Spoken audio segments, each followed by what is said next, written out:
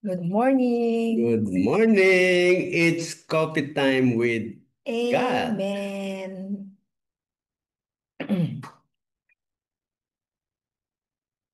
In the gospel reflection, Jesus feeds the 5,000 men, taken from Matthew 14, verses 13 to 21. Let us pray. Come, Holy Spirit, I need you. Come, Holy Spirit, I pray.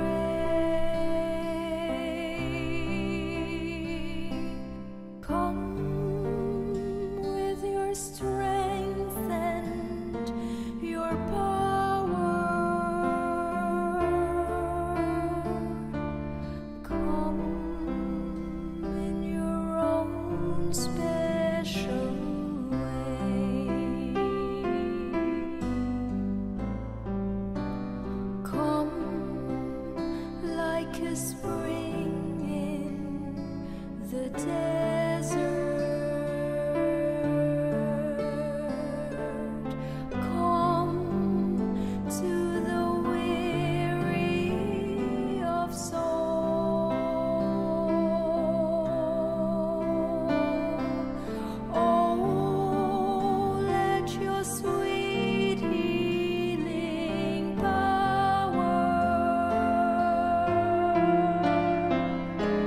touch me and make me whole. A reading from the Holy Gospel according to Matthew. When Jesus heard of the death of John the Baptist, he withdrew in a boat to a deserted place by himself. The crowds heard of this and followed him on foot from their towns. When he disembarked and saw the vast crowd, his heart was moved with pity for them, and he cured their sick. When it was evening, the disciples approached him and said, "This is a deserted place, and it is already late. Dismiss the crowds, so that they can go to the villages and buy food for themselves." Jesus said to them, "There is no need for them to go away.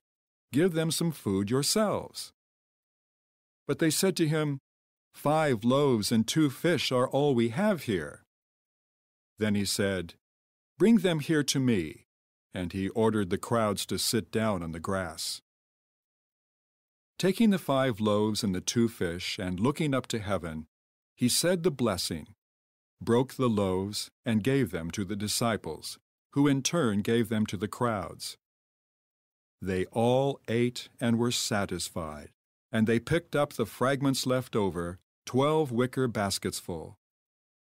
Those who ate were about 5,000 men, not counting women and children. The Gospel of the Lord. Ang natouch ako dun sa word na satisfied. Bakit satisfied? Di ba pag sa tao kasi talagang yun yung hinahanap natin, yung satisfaction eh. Tapos dito, pinakita dito, no? Ito totoo itong nangyari, di ba? Hindi naman ito Yes. parable eh, di ba?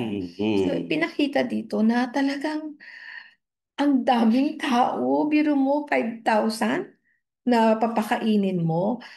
Pagkatapos sasabihin, they were satisfied.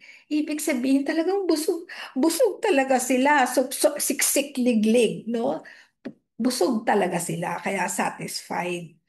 Kaya feel na feel ko talaga dito yung ano ni Lord, no, ni Jesus, yung kanyang yung miracle na nangyari dito kasi mamaya sa example natin, nangyari kasi sa atin din yan. So, dito nga, um, dahil sa ginawa niyang ito, yung mga pinakita rin dito na yung mga disciples, hindi pa rin sila ganun kaano kay Jesus, no? Kasi kung alam nila na si Jesus, kahit anong hingin mo, pwede niya ibigay. Di ba? Hindi niya sinabing, oh Jesus, ano ka nga, i-multiply mo tong bread. Di naman ganun sinabi. Sinabi nila, pauwiin na natin sila para makakain sila. Tapos sabihin, wala tayong pagkain dito. So, ibig sabihin, hindi pa rin sila ganun kapakaniwala na yung miracle, magagawa yun, ano? So, isang magandang pangyayari ito para rin sa disciples. 'Di ba? Kasi sila yung followers ni God eh. Hindi lang yung mga tao dito na yung mga yun, kakain lang eh. Pero ang talagang nakaka nakaka-touch dito yung sabi ang talagang natuto dito yung mga disciples, yung mga followers niya. Kaya like tayo, yun nga tuwan-tuwa rin ako na ganun pala talaga si Jesus. Pinakita niya talaga na anything is possible with God. Dito Yeah. sa sinabi niya ito. Amen. Tama ka doon na ang talagang binibigyan ng teaching ng ating Panginoon dyan sa time na yan ay yung mga disciples Yeah. na hindi pa rin kayo totally naniniwala sa kapangyarihan ng ating Panginoong Hesus. O maybe tayo being disciples, siguro ganun din ang nakikita natin dito sa gospel na ito. Ang sa akin naman, yung move with pity. Dito ko na yung sinasabi, seek first the kingdom of God and His righteousness and everything will parang follow. Di ba? Ito yung yung mga tao talagang hinahanap nila yung ating Panginoon. Hindi pa ito yung time na sabi ni Jesus sa kanila, kaya nyo ako hinahanap kasi pinakain ko kayo. Hindi pa ito eh. Ito yung talagang hinahanap nila ang ating Panginoon because they want yung pagtuturo ng ating Panginoon. Talagang sincere na yung muna ating Panginoon ang kanilang hinahanap at the time. So, ang parang nakikita ko rito, pagka talagang nararamdaman ng ating Panginoon na siya talaga ang hinahanap natin, God will always parang nakikita agad niya, ano ka pangailangan nito? Di ba? May sakit. Pinagaling niya. Tapos gabi na, gugutom yan. Pinakain niya. Di ba? So, malayong malayo pa rin sa kanyang mga disciples. Ito yung parang sinasabi ng ating Panginoon. Lalo na kung sila ay hinahanap ako, I will do everything to satisfy them. Yung moved with pity, si Jesus yon, di ba? Yes. Yung feeling ni Jesus dun sa mga tao na nandoon Yeah. na kasi andun sila, biruin mo, ang dami-dami nila. Pagkatapos ba't sila nandun? Di ba? Meron silang hinahanap. Oo. So ngayon, dahil syempre, andun yung ni Jesus yung lumabas yung kanyang virtue na dapat nga gayahin natin na naawa siya. Lalong-lalo na yung purpose kung bakit sila nandun. Kaya naman, yung response niya is he fed them. Yun, hindi na sila, Pinagaling hindi sila. na, Pinagaling hindi yung may sakit. pick up. And then, so yung message, no? So, ang message naman sa atin, sa pagka-pick up ko rin, is yung ating, yung ating pagtitiwala kay God. Kasi ito is very impossible. Napakainin mo yung 5,000 bilang na bilang pa eh. Two loaves, ba? Three loaves as two fishes, ganon. Ano siya? 5,000. Nangyayari sa buhay natin talaga yan na minsan nagdududa tayo. Parang imposible naman, di mangyayari yan. So parang dito, pag siguro tingin ko maganda pala itong ibigay na passage. No? Itong pag pag may mga problema, basahin mo to. Kasi marirealize mo na, tingnan mo yan, oh, pinakain niya. Ako pa kaya? O, di ba? Na ito lang yung hinihingi ko, kayang-kaya ni God ibigay ito. Kaya lang hindi lang minsan nangyayari dahil kulang tayo sa faith. And, ang pangalawa, hindi siyempre will ni Lord yung hinihingi mo. So, dalawa yon. Pero wag mo dapat isipin yon. Ang isipin mo muna yung faith, yung pagiging, yung faith mo sa Kanya na may mangyayari. Pag hindi nangyari, tsaka mo lang sasabihin, iba will ni Lord. Yon.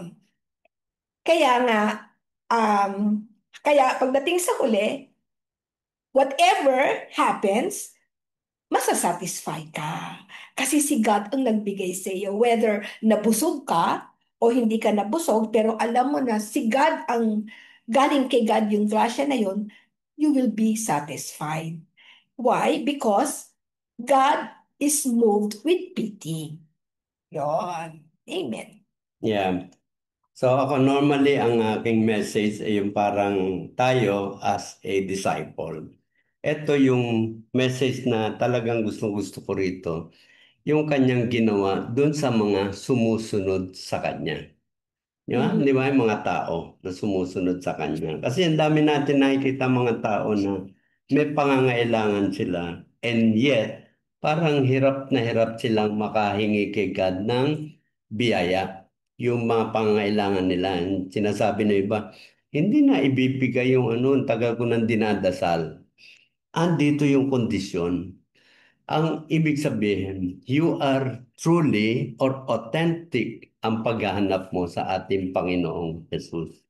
And our Lord Jesus, talagang pagka yung ganon ang ating talagang sincere desire to look for Jesus, gagawin niya yung mga dapat, yung mga pangailangan mo. Dito sa gospel na ito, sinabi niya, pero sumusunod sa kanya. So naawa si Jesus and he cured the sick. He cured yung mga may sakit bago pa niya pinakain. So ibig sabihin, lahat ng pangangailangan ibinibigay ng ating Panginoon. And this is what we need to have that yung desire sa puso natin. Siya muna. And isa pang nakita ko rito, another proof. Parang meron tayong effort na ginagawa. Sabi yon, nagsimula yon.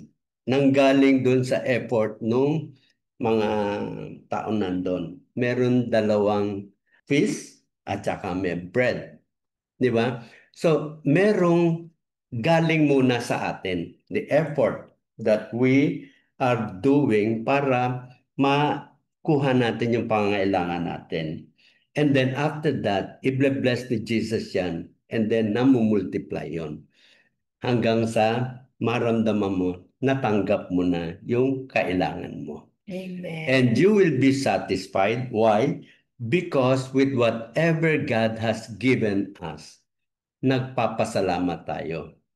Not necessarily na sabi natin busog na busog. I think kahit na basta naramdaman natin na nalagyan yung ating tiyan, sigurado magpapasalamat ka at that point in time. No? So they were satisfied. So hindi yung, Lord, kulang naman yung binigay mo. Hindi ganun, no? We will always be grateful. Actually, nangyari to sa atin no, nung sa Gawad Kalinga, di ba? Tapos sabi na Brother John, ako, yung sinigang natin, 10 lang ang talaman nito. Ang daming dumating ng mga bisita, mga ano. Sige, pray over na lang natin. Nag-pray over sila. Nung sineserve nila, pinray over nila yung pagkain. Naku, maniwala po kayo, may sobra. Talagang nakakagulat kasi konti lang talaga yung niluto namin. Anyway, at saka hanggang sa ngayon, yung ating mga anniversary, yung mga ano, yung ating kapihan, di ba? Talagang, ang sabi na kasi, kailangan tignan mo rin yung anong klaseng satisfaction yung meron ka eh. Like example sa kapihan, ako feeling ko, hindi pagkain yung nagsasatisfy sa akin doon eh. Yung pinag-uusapan doon, yung nakukuha nating baon pagkatapos nating uminom ng kape. Yung ating napag-uusapan tungkol kay God. Amen. So again, we'll see you tomorrow. In our coffee time with God. God. Amen.